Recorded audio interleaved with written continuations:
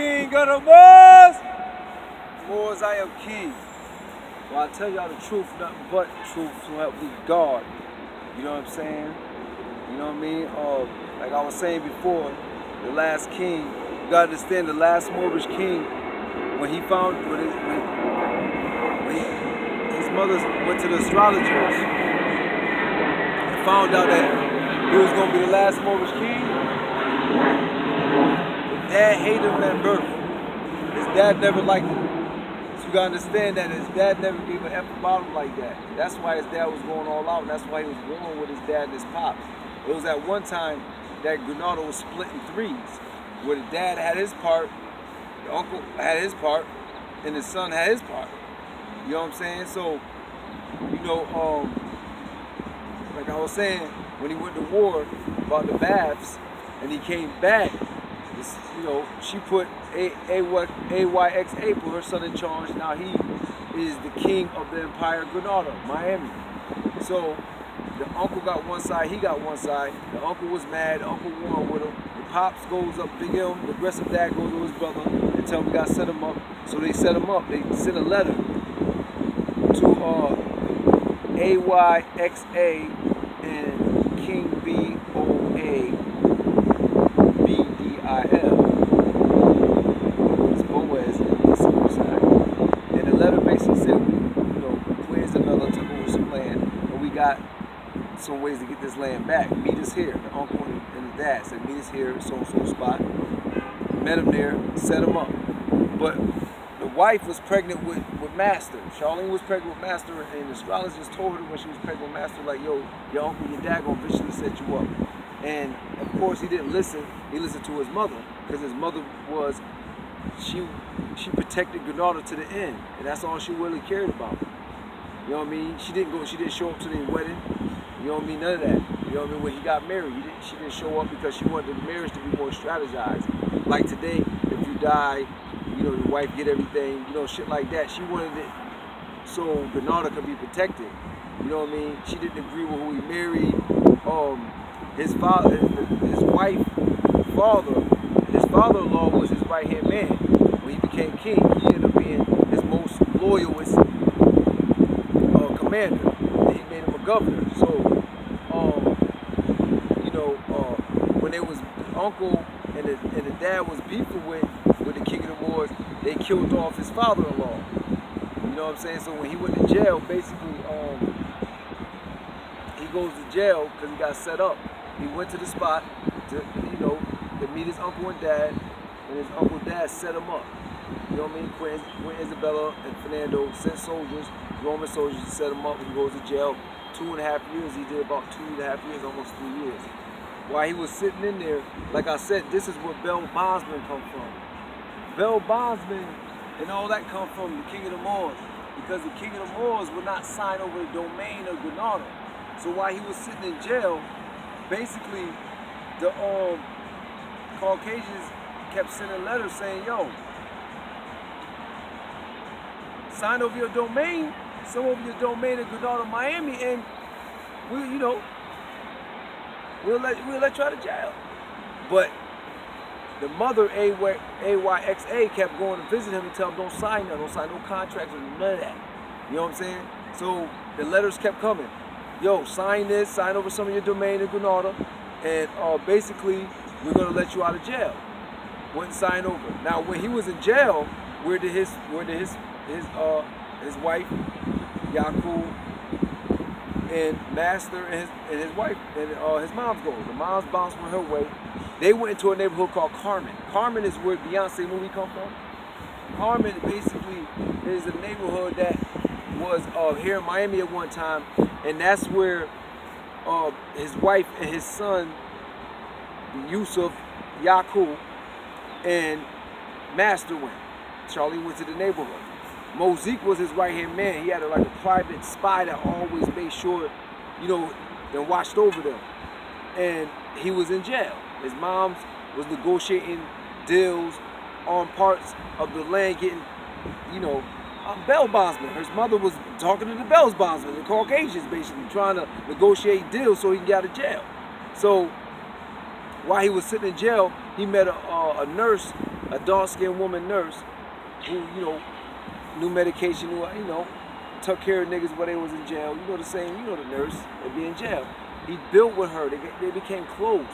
And he used to build with her all the time. And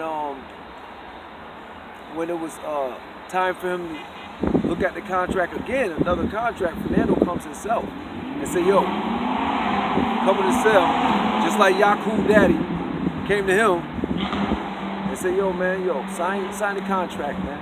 You know why you got to sign it this time? The king of the Moors look like, why? Because we have your son. We had Yusuf, Yakub. So the Caucasian Catholics kidnapped his son. His first son went to Carmen neighborhood, kidnapped his first son, and that's what made him sign the contract to give up some of the domain of Grenada, Miami to the Catholics. And when he did that, he became the cunning king, because what he did was two things. He said, okay, Fernando, I'm going to sign a contract and sign over some of my domain, but you got to let me take Shorty with me. Let me take the nurse. Fernando said, cool, take her.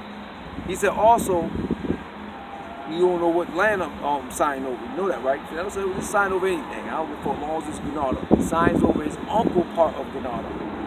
So that's why he became in history as the cunning king. He walks away with the nurse, gave away his uncle's part of Grenada, and kept his part of Grenada that he basically inherited and took from his dad for himself. His mom strategized it, made sure it went right. He comes home with the princess. The princess she was in jail with him. So he comes home, the wife, you know, she just got her son kidnapped, the oldest son. So she bugging. She like, who is this? And he's like, this one of my wives. She go crazy. She takes their other son, Master, who was young at the time, and she already had, and takes him and breezes out the kingdom. She's out of here. She breezes, mother breezes. You gotta understand, the kingdom of the empire of the kingdoms all had ambassadors down the hallways, butlers, maids. Everybody had a job, and nobody came out their face. Meaning nobody got in the business of the TNT, the tribe, the troubles in the tribe. It was troubles in the tribe, quarrels, arguments, gossip that was going on in the tribe. And all the workers in the empire played their part. Caucasians built something called Santa Fe, Santa Fe, 13 kilometers away from Grenada, and watched all this take place. Queen Isabel Fernando watched the quarrels and the arguments with the Moors of Grenada, the last stronghold, so they could find, not they, but the monkey could find a weak link and get up in there. So, first of all, they had to get the Unc out the way. You know what I'm saying? Uncle had to go. Because once the Caucasians found out that this is the land that he signed over was Unc land, he had to go. Unc was mad. He goes. He wants to beef with his nephew. But the king of the Moors negotiated. This is also why he went down in history as a cunning king, because he did a deal with his uncle, where his uncle was like the sheriff of certain neighborhoods. He was still in charge, but he wasn't charging no land. He was just in charge of making sure that population was ran good. So everything was going good, like I said, for the king, until his wife, which was also called the Weeping Empress, was also called the wife that never had an opportunity to become Empress of Grenada, because it was always drama. She never had an opportunity to be the Empress, the Queen, or whatever you want to call her, of Miami, Grenada, because it was always some drama. She left the kingdom with her son, bounced, left him in the house with his princess, and he came to jail with his goons, moziks, and ambassadors, so on and so forth. She comes back, the wife comes back with a baby in her arms, and had her relatives circle the whole kingdom. Told him, you gotta get up out of there. The king get up out of there with his princess. They breeze up into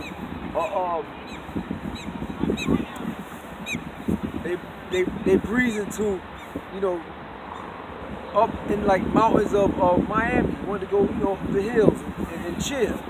And he became king over in that area. But what happened was the wife, she put her son as king. So when she got in the kingdom, the relatives or her warriors, whatever she brought with her to make the king go get up out of it with the princess, she had to have a king. So she put young master as king. So she put him as king. Now Queen Isabel and them was watching this like, this shit is not looking right. It's not looking right. It's looking like a soap opera. It's looking like gossip. It's looking crazy. So Queen Isabella and Fernando kidnapped the second son. Took the second son. Now she's really, she's really feeling some type of way. She's writing poems. You can look her up. Her name starts with an M-O. In the movie I'm gonna have out, her name gonna be Charlene. But this is my life. Take the F out, there's no lie. So what happened was, she's writing poems. She's writing poems miserable. Show my square, I'm out here. No, but you always said it's all in your brain. It's all in your mind. Now, she ended up writing poems and shit, and miserable, not miserable, but misery poems. Not misery, but she was hurt. She lost her first son. He died at the age of 5. The second son got kidnapped. She's not going to see him in 1492. That's what the deal was, until he gave up the whole domain of Granada. So now he comes back home. The king comes back home with his princess. Now everybody up in there, the princess, the mama, you know, the pops is dead by now. The pops is dead. The uncle's up in there. Everybody up in there. Mosaic. Everybody's up in there. And they get a letter on front of the kingdom. And it's a treaty in November 25th, 1491. 1491 November, the winter. It was Queen Isabel Fernandez.